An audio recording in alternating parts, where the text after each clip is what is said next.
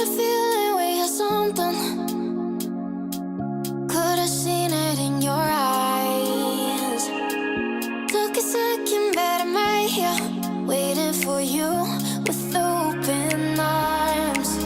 How about you coming closer? We can do my place. Maybe we can try.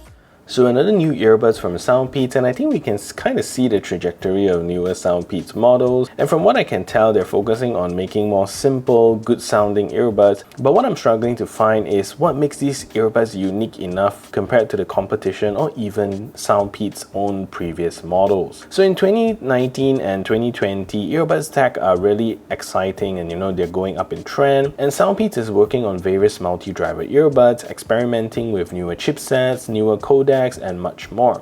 But lately, it felt like they've kind of lost that charm and kind of moving backwards. So anyways, these earbuds were sent over to me from Soundpeats for review, and although these were sent over to me, there were no money exchange hands, and this is based on my own experience and opinion with these earbuds. So the Soundpeats Free 2 Classic is priced at a super cheap $30 or 125 Malaysia ringgit, but you can still get it at an early bird's price of $20 or around 85 Malaysia ringgit. So if you're interested in buying these earbuds, do check out my links in the description below. So we're going to start off with the design of the Free 2 Classic, and it's again another spin-off of the Soundpeats Mini and the Mini Pro, but this time it sees a little bit different in terms of the material design. So the material itself reminds me a lot of the Edifier and B2 Pro. Fantastic earbuds, definitely check out the review right up here. And this Free 2 Classic gets the leather-like finish, but like the Edifier, I don't think these are real leather, just the design of it kind of makes it look like leather. And it does give the earbuds a really nice, slightly more premium feeling compared to the plasticky Soundpeats Mini, and it also hides smudges and scratches a lot better. So the entire middle portion here is made of a plastic band, and it wraps around the entire case. And at the back of the earbuds, you're going to get the Type-C charging port, and once you plug it in, a subtle LED light will appear at the front of the case indicating that it's charging, and in a nice blue LED, which is really refreshing. So the design here is very clean overall, and the only Soundpeats branding that you can find on the case is right at the back here at the hinge, and it does add a very nice and classy look to the case overall. So the case this time uses a friction lid, and Soundpeats give that to you, holding up the lid very well, and I think they did a great job here with the lid, and there's no creaking, cracking, wobbling on the lid, and everything feels very solid and nice. And inside you're going to see that Soundpeats also put in a plastic lining inside the lid itself. So unlike the original Soundpeats Mini, where the lid really kind of felt cheap, and this time at least there's some lining inside here. So when we take a look at the earbuds here, it's pretty much the same deal with the Soundpeats Mini, and also there's some design cues from the Mini Pro. And to be honest, it's very minimal design changes. And at the front here, you're going to see the new Soundpeats half branding kind of design there as well on the touch surface sensor. And this time you're going to get a nice grill at the bottom here, right? So this will be where the mic is hidden. And Soundpeats also put in an LED indicator here, so it shines through the grill, which looks really nice, but the LED does go away when you connect your earbuds to your phone. So apart from that, these are very simple earbuds, and if you look around them, they kind of have a slight contour on the back side of the earbuds, and there's also no in-ear sensors found on these earbuds. So the battery life here is also pretty much similar to the Mini, but comes in with a slightly better 8 hours of battery life compared to the 7 hours, and in total you're going to get about 30 hours of battery life, so it's definitely a slight improvement over the Soundpeats Mini. But do take note that all of this benchmark is based on a moderate volume as well as the AAC audio codec. So there is also no wireless charging found in these earbuds, no fast charging as well, and the earbuds do take 1.5 to 2 hours to fully charge. So a very good point about these earbuds is that the volume is really loud, and for me a comfortable listening volume in a quiet environment is about 20%. So very low volume and you get quite a big output from it. So pushing it to about 50% feels very loud to me, and 70% and above is not something I will stay in for long because it's just too loud. So for those who want their earbuds loud, then this is definitely for you. So the feature of these earbuds is also not too fancy and sees a drop in Bluetooth version compared to the Mini. The Free 2 Classic now comes with a 5.1 chipset with AAC and SBC codec opposed to the Mini's Bluetooth 5.2. And I won't read too much into it honestly, but I believe it's probably for stability concerns that they decide to go with the 5.1. And I also see that this is for latency control, because from my test, this compared to the original Mini, this actually performs better than the 5.2. So the earbuds also supports an IPX5 water resistant rating, so you're pretty much getting sweat and splash resistant, and IPX5 is pretty solid and should protect you from even light rain.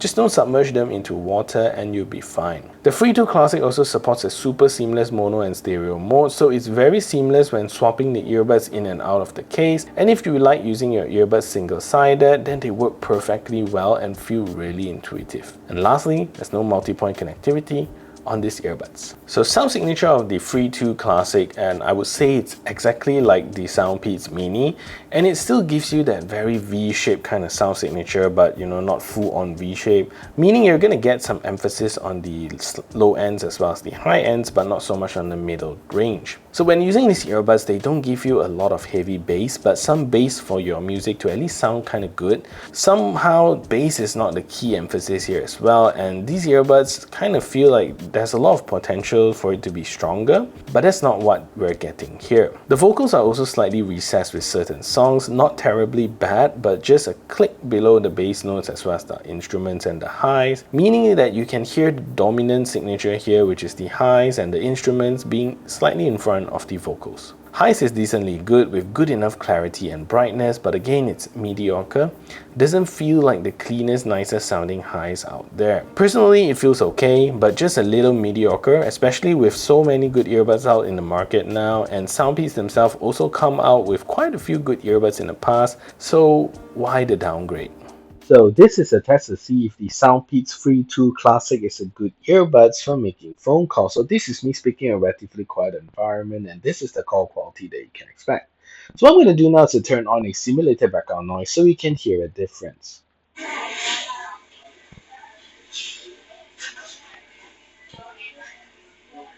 So now there's a simulated background noise playing in the background, and this is the call quality that you can expect from these earbuds.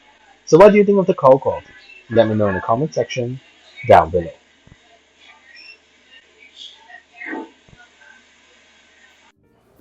So latency here is very well controlled as mentioned before. Even though it comes to the 5.1, it does perform very good. And I think that's why Soundpeats went from the Bluetooth 5.2 in the Mini back to 5.1, as it really feels a lot smoother and lag-free with the Free 2 Classic. And the Soundpeats Mini that we tested PUBG on really is quite laggy and not very enjoyable. So that's one area of improvement with this new earbuds. Anyways, let's take a look at the latency performance of these earbuds.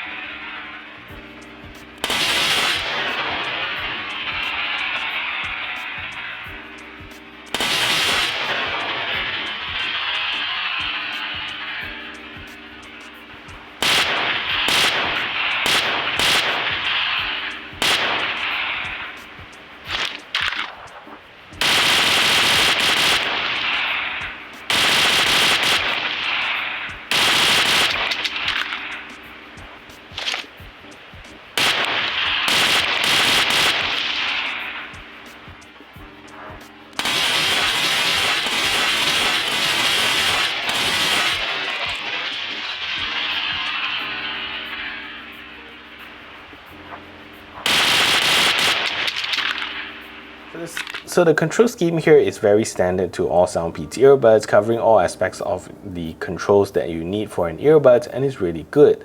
So to increase the volume, tap once on the right earbuds and it will slowly increase your volume. Tap once on the left earbuds and it will slowly decrease your volume.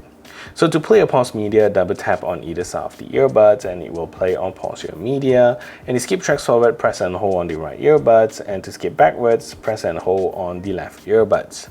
So there's no gaming modes to toggle here, so to call out your assistant, tap 3 times on either side of the earbuds and it should pause your media and call out your assistant. There you go. And so that's basically all of the controls you get with the Soundpeats Free 2 Classic. So I'm personally not too excited about this release, and I know Soundpeats is a company that has the potential to do more innovative things than this. Price-wise, these are very attractive, so no doubt about that, and I think it targets kind of like the new users into the TWS market.